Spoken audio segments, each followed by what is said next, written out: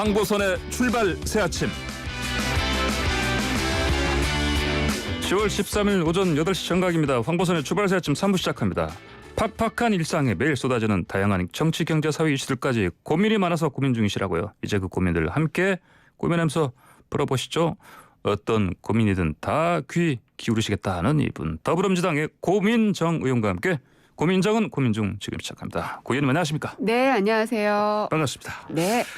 자, 먼저 민주당의 가장 큰 고민, 많겠지만 역시 무효표 논란부터 좀 짚고 나가 볼까요? 네. 고 의원께서는 경선 직후에 불거진 이 당의 이 무효표 내용 상황 어떻게 고민하십니까? 어쨌든 이제 민주당 대통령 후보는 이제 이재명 후보로 결정이 났다는 것이고, 네. 오늘 오후에 이제 당무위가 소집이 됐기 때문에 네. 일종의 하나 이제 그 수순을 밟아간다는 생각입니다. 네. 이제 봉합도 해야 될 것이고, 그다음에 이제 위로도 해야 될 것이고, 힘을 싣기도 해야 될 것이고, 예. 이제 그런 과정이 지금 작동되고 있다고 보고요. 오늘 중으로는 입장들이 선명하게 나오지 않을까 싶습니다. 이낙연 후보 측에서 주장하는 무효표 처리 이 논리 있지 않습니까? 네. 사실 이게 그 당원 당규가 잘못됐다는 게 아니고 해석이 잘못됐다 이런 논리인데 고 의원께서는 어떻게 보십니까?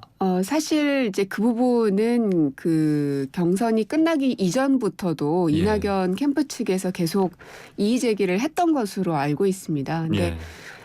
그것이 이 지금의 이 결과처럼 정말 이제 50%를 간신히 넘는 이 경우가 생기지 않을 거라고 생각한 데서부터 예. 문제가 꼬였던 게 아닌가 싶은데 네네. 좀 더 진작부터 이것을 정리를 했더라면 어땠을까 하는 아쉬움은 좀 있기는 한데요. 예. 그래도 그렇다고 해서 이 모든 경기가 다 끝난 상황에서 다시 이것을 되돌려 간다는 것도 예. 그것도 좀 무리스러운 일이라고 봅니다. 방금 말씀하신 것처럼 이른바 턱걸이 과반 이재명 후보가 그리고 이낙연 후보 입장에서는 이 3차 선거인에 대한 표심 압도적으로 사실 승리를 했거든요. 네. 뭐 이상민 선관위원장도 이거 뭐 잘못 읽었나 이렇게 순간 당황했다. 이런 후일담을 전할 정도인데 네네. 이 3차 선거에 대한 표심 분석 어떻게 하십니까? 지금 뭐 만나는 사람들마다 다 그 분석하죠.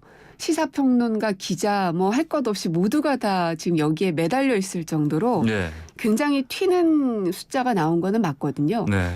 왜냐하면 그 이제 일반 국민들의 여론조사의 수치 그리고 이제 당원들의 수치하고 어느 정도는 비슷하면서 조금씩의 오차 범위가 있으면 그거는 뭐 인정하는데 예. 그것을 훨씬 벗어난 거여서 이걸 과연 어떻게 해석해야 될 것인지 저도 그래서 만나는 사람마다 물어보긴 합니다. 예. 당신은 어떻게 해석하느냐. 근데 돌아오는 답이 거의 90% 이상은 예. 해석이 어렵다는 답이 돌아오더라고요. 예. 그래서 예. 지금부터는 뭐 여러 가지 썰들이 있죠. 뭐 역선택에 그 우려가 있는 거 아니냐. 그러니까 결국 어떤 조직화된 세력이 예. 작동될 건 아니냐. 근데 이제 그것도 근거를 댈 수는 없는 거라서 예. 그것이다라고 얘기하기에는 조금 어렵다고 보고요. 예. 그래서 참 미스테리 영역으로 남아 있습니다. 과연 뭔가. 다만 이제 민주당은 우리 선거에서의 결과물이었기 때문에 예. 특히나 이제 후보로 당선이 된 이재명 캠프 그리고 이제 민주당에서는 예. 좀 더 보수적으로 이 표심을 해석하면서 대응을 해나가야 되지 않을까 싶네요. 그렇군요. 알겠습니다. 제가 방금 고민정 의원께 드린 02번 두 번째 질문. 이것 때문에 생각나서 지금 말씀드려야 되는데요. 요즘 라디오 청취율 조사 기간인 거 혹시 알고 계십니까? 그런가요? 네. 중요한 기간이네요. 예. 네. 그 전화번호가요 02로 시작합니다. 네. 그래서 이거 전화 받으시면 어떤 프로그램 듣고 계신다고 답변해 주실지 지금 잔뜩 기대하고 있는데요. 네. 저도 혹시 전화 오면 받아야 되겠네요. 예. 지금 전화 혹시 받으시면 뭐라고 답변하시겠습니까? 어느 프로그램? 황보선의 말세 아침. 감사합니다. 네. 자, 이낙연 군포 캠프의 좌장 서른 의원께서 서른 의원 정말 발언이 수위가 사실 예상 밖으로 계속 네네. 뭐 후속 무슨 또 뭐 본선에서 질 것이다. 뭐 제보자 3명 만났다.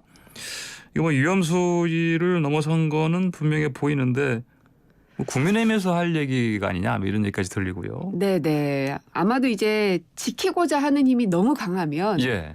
오히려 이제 자신부터 혹은 또 주위부터 이제 파괴하는 그런 그 경향성들이 있잖아요. 예. 근데 이제 워낙 현명하신 분이기 때문에 이게 어느 정도 이제 일단락이 되고 나면은 또 네, 이제 네. 달라진 모습들을 보여주실 거라 생각이 들고요. 예, 예. 그리고 경선도 하나의 선거기 때문에 그 안에서는 치열하게 싸울 수밖에 없다고 봅니다. 예. 예.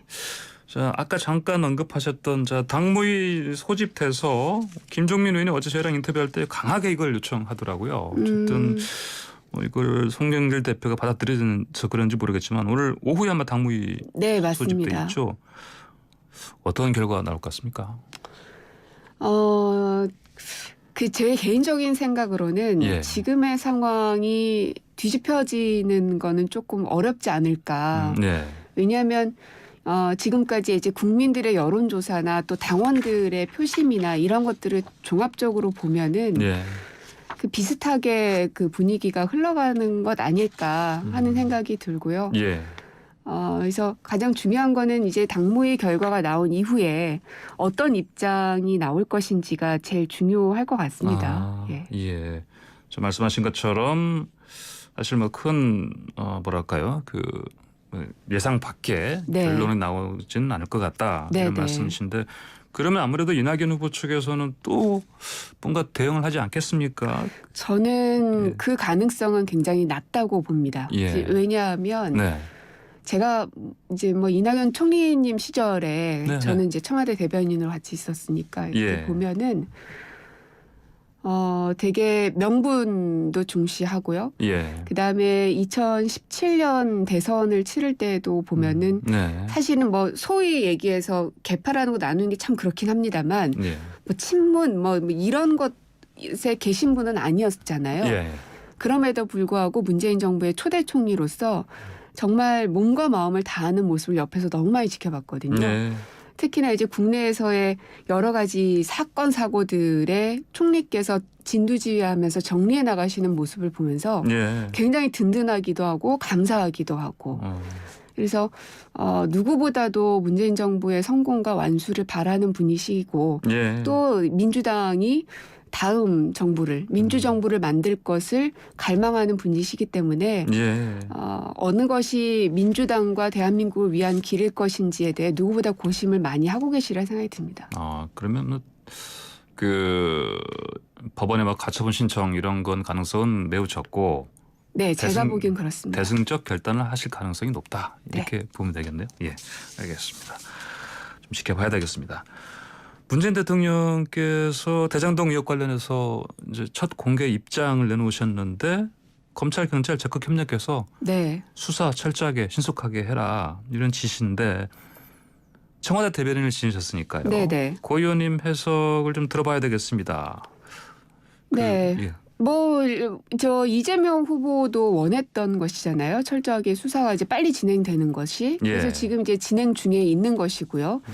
근데 다만 그 국민의힘에서 요구하고 있는 특검이든 국정조사든 이런 것들은 정쟁으로 가자는 것이나 매한가지입니다. 예. 왜냐하면 이제 특검 같은 경우도 특별검사를 선정하려면 그 기간이 또 소모될 수밖에 없거든요. 예. 예. 그러면 지금 하고 있는 모든 수사 조사들을 다 멈추고 다시 세팅을 해야 된다는 건데 그러니까 이 대선 국면에서 이 기간 동안 내내 이제 이것만 가지고 정쟁을 펼치겠다는 것을 이제 공언한 거나 똑같은 거거든요. 예. 그래서 진짜로 이 문제에 대한 진실을 알고 싶고 규명돼야 된다고 생각이 든다면 그렇게 무리하게 국정조사를 요구할 것이 아니라 지금 이제 검찰과 경찰이 협조해서 수사하는 것에 잘 협조하는 것이 역할이라고 생각이 듭니다. 예.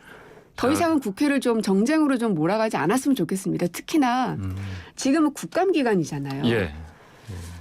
이제 저도 이제 보건복지라는 상임위 안에서 여러 가지 이 정부 기관들의 잘못된 것들을 들춰내고 때로는 고발을 하기도 하고 때로는 질책을 하기도 합니다. 그게 예. 국정감사죠. 네네. 1년에 한 번밖에 없는 기간이고요.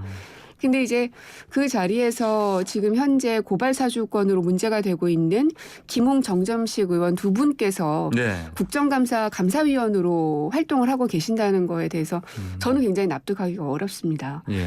그러니까 본인의 잘못이 지금 명확하게 드러나지고 있는 상황 속에서 누구의 잘못을 들춰내는 게 그게 가당한 일인가. 예. 예. 알겠습니다. 자, 그런데 뭐 이런 기사들을 많이 보셨겠습니다만 이 시점 관련해서요. 해석이 나오지 않습니까? 또 네. 왜 하필 이재명 후보가 선출된 직후에 이런 메시지를 대통령께서 내셨느냐. 그거야 예. 이제 경선이 끝나기 전에 말씀하시게 되면 예. 여러 가지 그 해석의 여지가 생겨날 수 있기 때문에 예. 어느 쪽에 힘을 실어줬다라고 각자의 캠프들은 유리한 쪽으로 해석을 하려고 들겠죠. 예. 그러니까 그것을 가장 견제했었던 것 같고요. 그렇기 예. 때문에 이 경선이 끝나자마자 이제 후보 선출된 것에 대해서 이제 축하의 메시지를 그제서야 내시면서 예. 이후에 이제 대장동 문제도 빨리 이제 수사를 해라라고 이제 촉구하신 게 아닌가 싶습니다. 일부 언론에서는 대통령께서 어제 입장 표명하신 것도 하신 좀 만류했다는 얘기 들리던데요. 예. 뭐 그럴 수도 있고 아닐 수도 있고. 예, 예. 이렇게 또 이것도 말씀하셨다. 그리고 그 검경의 협력 강조하신 거는요. 야당에서 요구하는 아까 말씀하신 특검 여기에 대해서도 사실 선을 그은 걸로 좀 이해해도 되겠죠, 이거는요? 저는 그렇게 이해가 됩니다. 예. 그리고 그것이 국민들에게도 더 좋은 일이란 생각이고요. 예, 알겠습니다. 고민중 국민의힘 얘기도 한번 해보시죠. 네. 2주 전에 출연하셨을 때 그때는 후보가 8명이었는데 이제 4명으로 줄어들었습니다. 원희룡, 유승민, 윤석열, 홍준표. 자, 이분들 중에 이건 좀 너무 질문이 좀 단순한데요. 누가 최종 후보가 될지 고 의원님 예상은 예. 누가 되든 어떻습니까? 상관없습니다. 그렇습니까? 네. 예. 예. 그러니까 이재명 후보하고 이제 맞붙을 상대가 선정이 돼야 되는 건데 예. 이재명 대 윤석열이라면 예. 이 검찰의 권력대, 그러니까 네. 상징되는 이미지들이 검찰의 권력대 개혁의 이미지가 부딪히는 거기 때문에 예. 해볼 만하다고 생각이 들고요. 음. 또 이재명 대 홍준표라면 예. 경남도지사에서의 이제 성과와 예. 경기도지사로서의 성과가 또 맞붙는 것이기 때문에 이건 예. 역시 저희가 오히려 우위에 있다고 생각이 들어서 예. 어느 누가 와도 상관없다고 봅니다. 어느 경우에서든 이재명 후보가 이길 네. 것 같다. 알겠습니다. 예전에 그 윤석열 후보 토론 그에 대해서요. 국가망신은 시키지 말아야 한다 이런 말씀하신 게 기사가 많이 나갔었습니다. 그저께 진행된 그 4명 사이의 그 네네. 첫 토론회. 그러니까 10번 광주에서 중에 있었죠. 10번 중에 첫 번째인데 관전평 하신다면 수준급 수준 이하 어떻습니까? 역시 내용은 별게 없었다. 다만 제가 조금 유의 깊게 봤던 거는 예. 그 네 분의 토론의 수준이 아니라 예. 광주라는 곳에서 열렸던 토론회에 모여든 이제 국민의힘의 지지자들.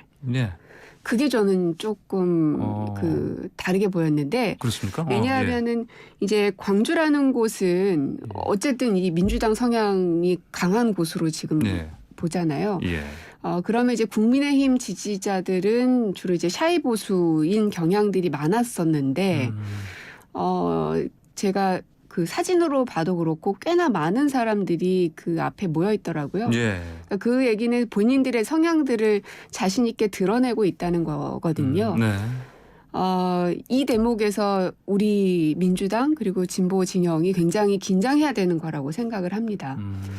그러니까 이 경선 과정에서 이낙연이냐 이재명이냐 이 싸움이 치열한 이 와중에 오히려 이 저쪽 진영은 점점 이제 지지자들이 결집되어지는 건 아닌가 하는 겁니다.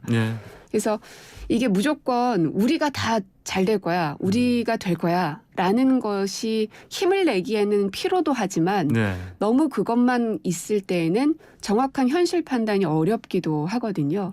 그래서 지금의 상황은 민주당한테 유리하냐, 저는 그렇지 않다고 봅니다. 굉장히 위기감을 갖고 그리고 아주 절박한 마음으로 이 대선을 준비하지 않으면 어렵다라고 생각을 하기 때문에 이 국민의힘의 그 토론의 하나하나의 말들은 그냥 가십거리일 뿐이고요. 예. 거기에 대한 이 지지세들이 얼만큼 결집되는지를 더 유의 깊게 봐야 된다고 생각합니다. 예, 알겠습니다. 오늘은 아마 제주도에서 2차 토론회 하는 걸로 알고 있는데, 예, 그것도 한번 지켜봐야 되겠는데요. 네. 자, 국감 아까 이제 고 의원께서는 보건복지 소속이신데, 네네. 근데 거의 요즘 이제 국감 거의 반환점 돌았는데, 뭐 이제 국감을 아예 뭐 대장동 국감이 이렇게 할 정도인데 어떻습니까? 이렇게 국감이 이쪽으로 그 어떤 한두 가지 쪽에 집중되는 거 이건 네, 어떻게 보십니까? 바람직하지 않죠. 예. 봐야 될 사안들과 지적돼야 될 사안들이 너무나 많은데 예.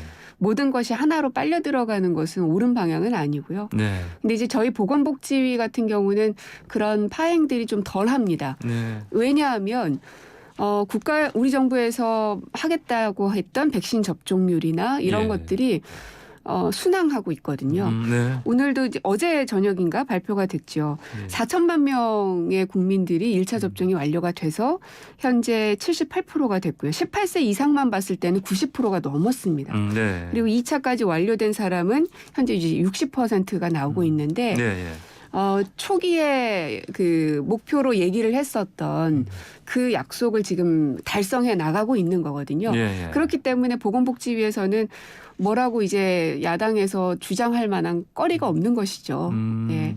근데 이제 다른 상임위 같은 경우는 모르겠습니다. 특히 이제 법사위라든지 뭐 예. 이런 데서는 현안으로 떠오를 수 있기 때문에 예. 정쟁이 자꾸 되는 것 같은데 네. 그게 그렇게 좋아 보이지는 않네요. 예. 고 의원님께서는 국정감사 어떤 거 좀 주력해서 준비하셨는지 좀 소개해 주시겠습니까? 네, 아무래도 이제 아동 학대 문제를 예. 가장 주의 깊게 보고 있기 때문에 예. 정책 연구 보고서도 발간을 했거든요. 네. 그래서 매일매일 하나씩 그 보고서 발간도 하고 제 질의도 이어가고 있고요. 예. 뿐만 아니라 이제 코로나 환자 확진자가 사망했을 경우에 화장을 주로 권고해 왔는데 네. 이제 WHO나 CDC에 따르면은 이 사망자의 바이러스 전파 감염성은 확인되지 않고 있다고 얘기를 하고 있거든요. 그래서 우리의 그 화장 권고도 좀 바꿔야 되는 거 아니냐라고 해서 이제 질병청장이 개정하겠다라고 이제 답변을 이끌어내기도 했었고요. 예. 그리고 뭐 사설 구급차 업체 같은 경우는 그 매출액을 들여다봤는데 너무나 비상식적인 숫자가 나왔습니다. 계산해를 보니까 구급차 한 대당 예. 월 17만 원의 매출만 잡히는 것으로 지금 돼 있거든요. 그래서 탈세 의혹이 있는 것 아니냐라고 문제 제기를 했고 예. 그래서 복지부 장관은 이제 국세청과 공조해서 제도 개선을 마련하겠다는 이제 답변을 받기도 했죠. 구급 자 비용을 뭐 이를테면 신용카드라든지 그런 걸 네, 하지 대부분 않고 이제 현금으로 요구를 거래를. 하고 있거든요. 그러니까 세금 거래 이거를 네. 추적당하는 걸 이제 피하기 위해서 이렇게 하는 거군요. 예, 알겠습니다. 마지막으로요. 네. 이재명 경기지사가 뭐 이제 국감에 나가겠다. 네네. 경기지사 직을 사퇴하지 않겠다 이렇게 얘기했거든요. 네. 18일, 20일 자 행안위 국토위 국감장 어떤 그림 예상됩니까? 굉장히 세게 맞붙겠죠. 네. 당연히. 그러나 이재명 후보의 뭐 강점이기도 하고 예. 또 본인의 가장 선명한 그 상징이기도 하기 때문에 예. 저는 충분히 잘 해내리라고 생각이 듭니다. 그리고 예. 무엇보다 진실을 진실대로 얘기하면은 뭐 질싸움이 아니라고 생각하기 때문에요. 예, 알겠습니다. 네. 고민중 오늘의 고민 풀어보기는 여기까지 하겠습니다. 말씀 잘 들었습니다. 감사합니다. 네, 고맙습니다. 지금까지 더불어민주당의 고민정 의원과 함께했습니다.